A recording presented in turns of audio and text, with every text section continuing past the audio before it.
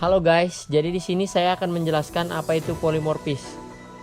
Polimorfis adalah sebuah konsep OOP, Object Oriented Programming, di mana kelas dapat memiliki banyak bentuk, metode yang berbeda-beda. Bentuk di sini dapat kita artikan isinya berbeda, parameternya berbeda, dan tipe datanya berbeda. Polimorfis terbagi menjadi dua. Yang pertama ada compile time polymorphis, disebut juga sebagai static polymorphis. Metode ini dapat digunakan dengan metode overloading. Overloading merupakan penggunaan kembali nama fungsi yang sama tetapi menggunakan parameter yang berbeda. Yang kedua ada runtime polymorphis, disebut juga sebagai dynamic polymorphis, menggunakan metode overriding yang diselesaikan pada saat waktu eksekusi atau runtime. Overriding adalah konsep di mana sebuah fungsi atau metode dari superkelas atau kelas induk dapat ditulis kembali pada subkelasnya atau kelas anak. Selanjutnya ada overloading, memiliki nama metode atau fungsi yang sama, dibedakan berdasarkan banyaknya parameter atau tipe data parameter. Return type boleh sama, juga boleh berbeda. Selanjutnya ada overriding. Parameter yang terdapat pada metode overriding di subkelas harus sama dengan parameter yang terdapat pada metode overriding parent class. Hak akses pada metode overriding yang ada di subkelas atau kelas anak tidak boleh lebih tinggi pengaksesannya dibandingkan dengan hak akses metode overriding pada parent class atau kelas induk. Jadi, misalkan di parent class itu hak aksesnya private, yang di subkelas itu tidak boleh public karena hak aksesnya itu lebih tinggi. Jadi harus disamakan, sama-sama private gitu. Selanjutnya ada implementasi compile time polymorphis. Di sini saya akan mendemokan bagaimana cara membuat compile time polymorphis menggunakan overloading. Nah, di sini sebelumnya saya sudah memiliki fungsi yaitu luas persegi panjang, dan sekarang langsung saja kita membuat bentuk lainnya dengan menggunakan overloading. Untuk bentuk fungsi yang kedua, kita menggunakan tambahan parameter yaitu integer panjang.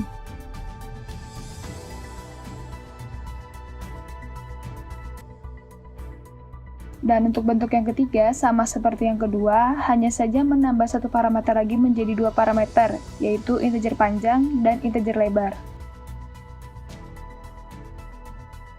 Di sini kita sudah memiliki tiga bentuk fungsi luas persegi panjang, dengan penamaan yang sama, tapi parameter yang berbeda.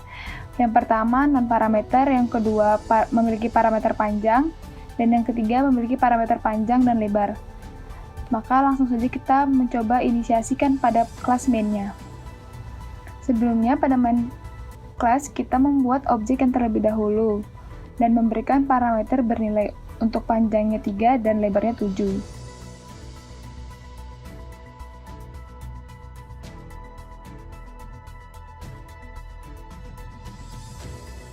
Nah, sekarang kita coba manggil untuk yang pertama.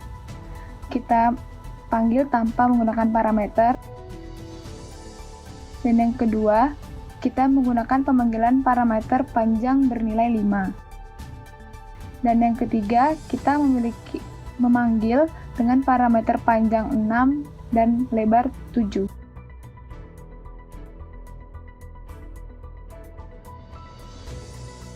Dan sekarang mari kita coba tampilkan.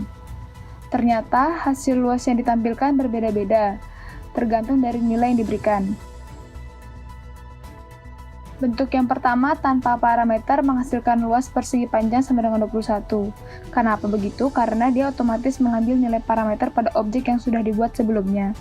Bentuk yang kedua, parameter dengan panjang nilai 5. Menghasilkan luas persegi panjang sama dengan 35. Mengambil nilai lebar pada parameter objek yang sudah dibuat. Yang ketiga, mengambil parameter pada yang sudah ditentukan pada pemanggilan, sehingga hasilnya menjadi 42. Maka di sini kita sudah membuat compile time menggunakan overloading. Selanjutnya ada implementasi runtime polymorphis. Oke, di sini saya akan mengimplementasikan untuk polymorphis yang kedua, yaitu runtime polymorphis. Di codingan ini terdapat superkelas yaitu kelas animal, sedangkan subkelasnya yaitu kelas dog. Di bagian kelas animal, terdapat fungsi cara berkembang biak yang nantinya akan menampilkan tulisan melahirkan, bertelur, ataupun bertelur melahirkan. Di mana kita harus menurunkan dulu sifat dari kelas orang tuanya ke kelas anaknya. Nah, di kelas anaknya ini akan dibuatkan lagi nih fungsi cara berkembang biak yang tertera di codingan yaitu public void cara berkembang biak dengan tampilan berbeda nantinya yaitu melahirkan. Oke, jadi langsung aja kita ke kelas main utama. Di kelas main utama ini, kita buatkan dulu objeknya yaitu animal object sama dengan new dog. Yang artinya ini sudah polimorfis. Langsung saja kita panggil objek dot cara berkembang biak. Lalu kita run programnya. Yang akan tampil nantinya pasti punya si kelas dog yang berisi tampilan melahirkan. Inilah salah satu contoh dari implementasi runtime polymorphis. Selanjutnya ada abstrak. Abstrak adalah kelas yang dibuat khusus untuk keperluan inheritance atau pewarisan, bertujuan untuk membuat definisi umum bagi kelas-kelas yang akan menjadi kelas turunannya nanti. Untuk mendeklarasikan sebuah abstrak kelas, digunakan keyword abstrak. Sebuah abstrak kelas pada dasarnya tidak jauh berbeda dengan kelas lainnya, yakni juga berisi metode yang menggambarkan karakteristik dari kelas abstrak tersebut. Bedanya, sebuah abstrak kelas bisa berisi metode tanpa diimplementasikan, artinya sebuah metode tanpa body. Metode inilah yang disebut metode abstrak. Ada 4 aturan untuk membuat abstrak. Yang pertama, jika sebuah kelas memiliki metode abstrak, maka kelas itu harus menjadi kelas abstrak. Yang kedua, sebuah kelas abstrak dapat saja memiliki metode yang tidak abstrak. Yang ketiga, jika sebuah kelas abstrak diturunkan menjadi kelas konkret, maka semua metode yang abstrak dari kelas abstrak tersebut haruslah ditulis ulang atau dibuat ulang di kelas konkretnya dan diberi detail dari metodenya. Yang keempat, jika metode abstrak diturunkan dan kelas turunannya adalah kelas abstrak, maka tidak perlu menulis ulang metode yang abstrak.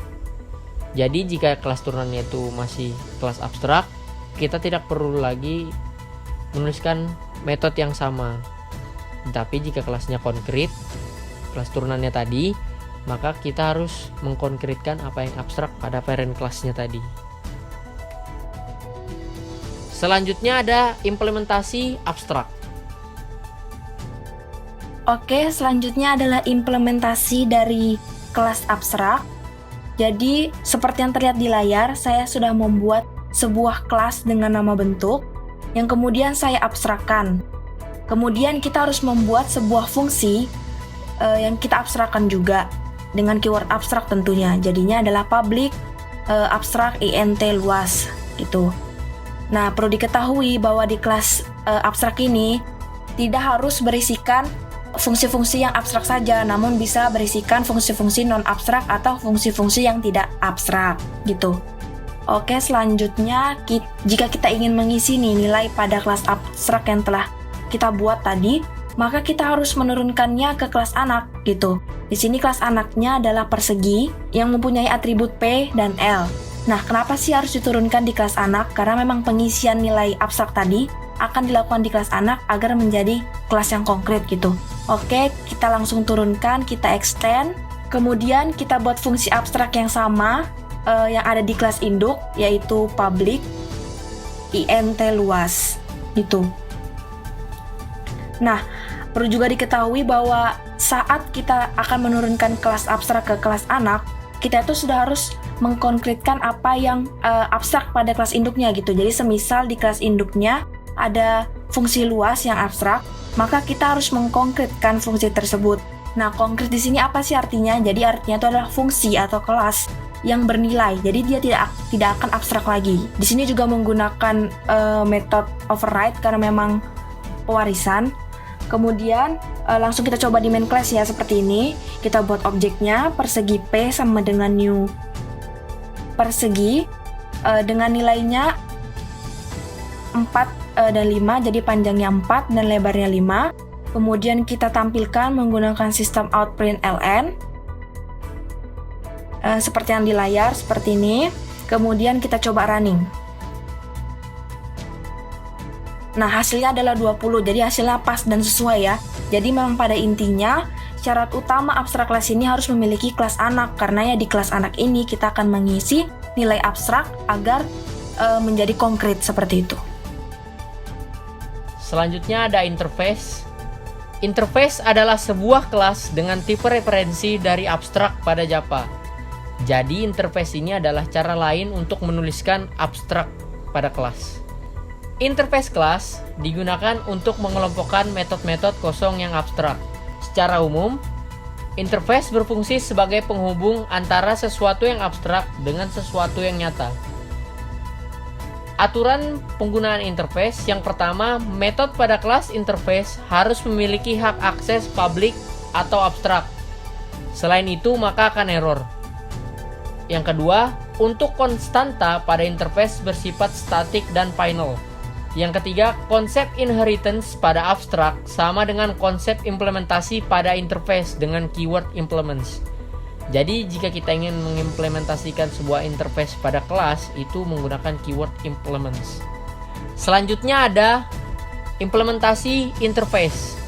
Selanjutnya adalah implementasi dari interface. Interface adalah sebuah kelas yang bereferensi pada abstrak kelas. Lebih simpelnya, wadah untuk menggabungkan fungsi-fungsi abstrak. Kelas interface fungsinya hanya boleh menggunakan hak akses publik atau abstrak. Di sini saya akan menggunakan publik, yaitu publik integer luas dan publik integer keliling. Kedua fungsinya nanti ini bernilai kosong dan abstrak karena memang itulah sifat dari interface kelas ini. Selanjutnya kita akan mengisi nilai pada fungsi di interface kelas. Untuk mengisinya, maka kita harus mengimplementasikan fungsi pada interface kelas ke subkelas dengan keyword implement. Di sini source code-nya adalah public class persegi. Nah, persegi ini adalah subkelasnya. Kemudian implement X. Nah, X ini adalah nama interface kelasnya, di mana di dalamnya terdapat atribut integer P dan L.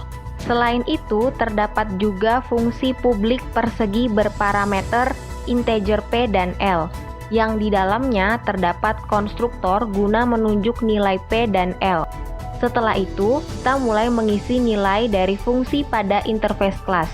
Fungsi publik integer luas akan diisikan nilai hasil perkalian P kali L, sedangkan publik integer keliling hasil penjumlahan P plus L.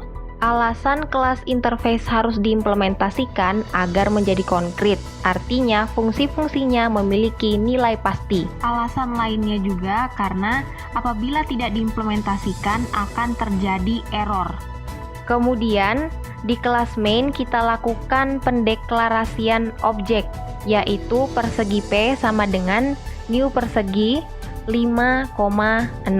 Nah, di sini P itu akan berisikan new persegi. Dan 5,6, jadi 5 itu integer P dan 6 itu integer L. Nah, kemudian kita tampilkan, yang mau kita tampilkan yaitu luas, dan kita akan menampilkan keliling.